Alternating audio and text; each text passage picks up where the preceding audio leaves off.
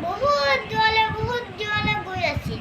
মানে কাউৰীজনীয়ে উৰি উৰি গৈ থাকোঁতে এখন ঘৰ এখন দেখিলে। ঘৰটোৰ বাহিৰত এটা কলহ এটা আছিল। কলহটোৰ ভিতৰত অকণমান পানী আছিল। বুধু কাউৰীজনী খাব পৰা নাছিল। তেতিয়া কাউৰীজনী মনলৈ বুদ্ধি এটা আহিল। আৰু তাৰপিছত কাউৰীজনীয়ে এটা কৈ